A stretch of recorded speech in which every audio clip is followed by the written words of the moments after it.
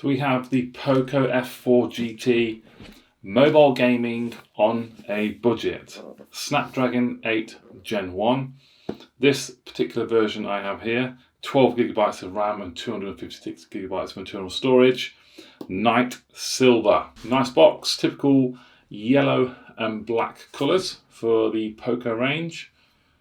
Classic POCO. Now obviously under here you get the phone. So the phone in there, but first of all let's have a look at the contents in the box. Huge 120 watt charger, manuals, silicon see-through case, a USB Type-C to 3.5mm adapter for your headphones, and a USB Type-C cable with quite an unusual and different sort of right angled USB Type-C connector there.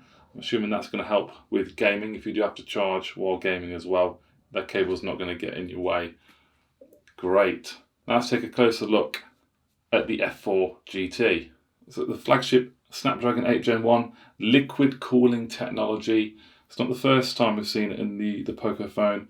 120Hz flat AMOLED display, magnetic pop-up triggers, that's for the gaming, and smart 120 watt hypercharge with a 4700 mAh battery. Wow. I've seen a couple of videos on this with a different colour. I've not yet seen this one. Look how stunning that colour is. Beautiful. What is it? It's the night silver version. Let's get rid of this.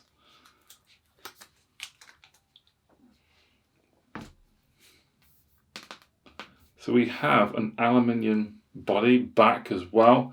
Feels cool, cold to the touch, but that looks absolutely stunning. I really, really love that. A lot different to obviously the POCO F3 and the POCO F2. Yeah, beautiful, beautiful design.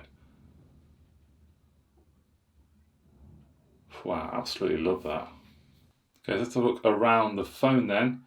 At the top, we have speakers just there. You can see that looks like an IR blaster, like an infrared sort of sensor. Not entirely sure. This side we have a SIM tray. Now that SIM tray can house nano SIMs, 2 nano SIMs. There's no expandable storage unfortunately there.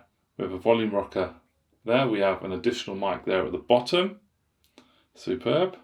At the bottom here, USB Type-C charging port, another speaker cut out there as well. Now this is the business end, the new business end. Look at that. Now these are the triggers, left and right. We have a power button there as well, with an integrated fingerprint sensor. If you pop that, that's activated the triggers. Clicky triggers. I'm really looking forward to using them, because a lot of the time when I do my gaming sort of videos, I'm normally using my little air triggers on there. So yeah, looking forward to operating them, seeing how they perform. Superb. Let's turn this beauty on, shall we? So as you can see, it comes with a MIUI 13 straight on top of Android 12. I'm just going to quickly set this up now. As soon as I turned it on and the display was there, there was an initial, wow, a beautiful 120Hz AMOLED display. Now the size is 6.67 inches. There is HDR10 Plus support as well. Beautiful screen, it really, really is. I went into the settings earlier to enable 120Hz refresh rate. You don't get the option for 90, but you do get the option for default, so it will automatically adjust to whatever you're doing. If you want to use that way, obviously that's going to help you save battery a little bit. But me being me, and a lot of other people will go straight to 120Hz. No question about it. Yeah, MIUI 13, the latest software at the moment. There's no updates available either. There's the home screen, but we do have an app drawer, and obviously they're divided up into categories as well. For some reason, there's already Genshin Impact already installed on there. I don't normally play it, but I know a lot of YouTubers and content creators use that game to really test the hardware for gaming and stuff. But with the usual stuff with POCO, you do get some of, you know, some of the crap in there that you don't really need or going to use, but it's there anyway. One thing that sticks out to me, I don't know if because it's a flat display, is I think the bezels are a bit larger than I'm normally used to or expect. You can see the sort of the black border there. Would have been nice if they got more to the edge there, but that is my only real criticism there. One cool feature within special features is the LED light, which is at the back there, integrated into the camera housing. You can obviously turn it off or on if it doesn't work in DND mode. You can keep it on while charging. You can use it for incoming calls and notifications. Click that and you can select what colour you want for, so this is obviously notifications, so if you chose red, then that would breathe red for notifications, and then incoming calls as well, you can change that maybe, I don't know, to green or whatever, like that. And you can also assign it to certain apps as well for the notifications, so that is pretty cool. I don't think, better get to see what it looks like. I'll try and plug the charger in to see if you can see the colour. I can see that with the naked eye, but you can't really see it on the camera there. But trust me, there's a little bit of colour there, which is cool. Quite discreet to be fair, but it does look pretty nice. So we do have a fingerprint sensor integrated into the power switch, power button, and that is super rapid. No bother at all there. And there is Face ID as well. So if I just do that. Oh, it's not found me yet.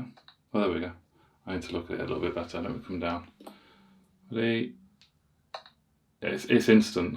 So as soon as you press power like that, it's instant. Yeah, fingerprint or Face ID, super rapid. So I've just been to test the cameras. We have a main 64 megapixel sensor. We have an 8 megapixel ultra wide and a 2 megapixel macro. Who uses macro nowadays? I never use macro, but still, the companies still squeeze that 2 megapixel sensor in there. In terms of video, we can shoot up to 4K 60 on the rear and 1080p 60 on the front. So here's a few of the videos I captured earlier. 1080p 60 on the front, and we seem to have stabilization in the nation. Good. That is really good to see. A budget gaming phone with the flagship chip set. You'd expect stabilization at 1080p 60, and you've got it. Some phones I've tested recently do not have that. Yep, dynamic range could be a bit better, but I'm happy that I'm exposed and it's stable. 4K 60 now. The POCO F4. I think that is, yeah, looks stable. 4K 60, stabilization there. And yeah, I like the look of that, it's good.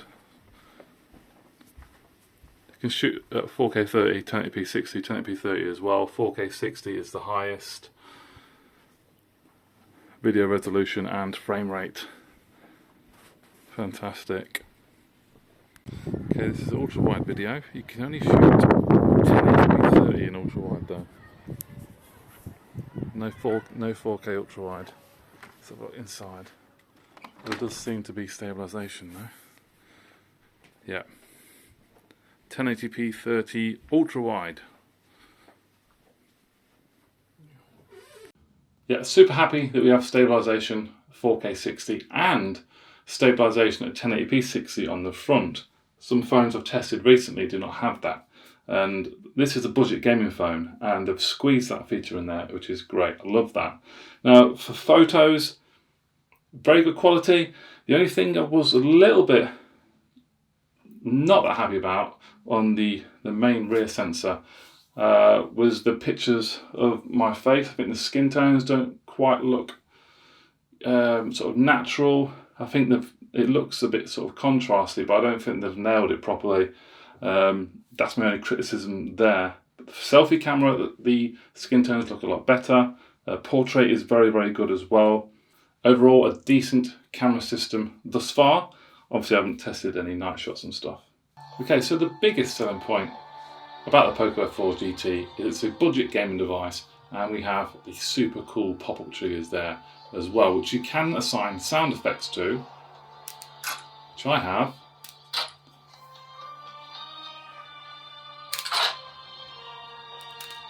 You get a couple of different settings. This is the gunshot setting, and you get animations as well. So now I'm just going to quickly jump into this game to see where you're going. See that there, look? Press that, you have a light animation, you can change them colours as well. Let's go in. Okay, let's have a quick go. Aim, yeah. Turn up a touch.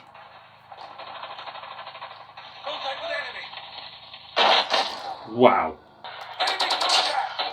Okay, so they definitely work. I've got quite big hands. It does feel a little bit clumsy for me, but I think it's just a matter of getting used to. But it's superb that they've included that. Probably for me personally, it would have been better if they'd have integrated them about there or something. For me personally, it would have been a little bit easier, but it's just a thing about getting used to it, I suppose, really. But no, yeah, they work.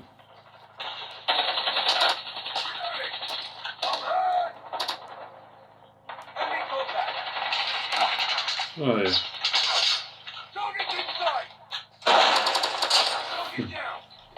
Yeah, and you do sort of cover the speakers up a little bit there as well. Now, in order to actually assign and use the triggers, you need to go into the controls option within any game, custom layout. And then you have the Game Turbo app, which you have to swipe from the left. There we go, and you have these shoulder button options there.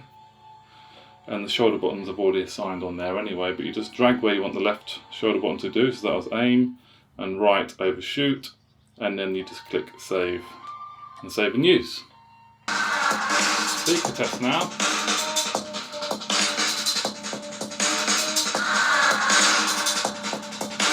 Full volume.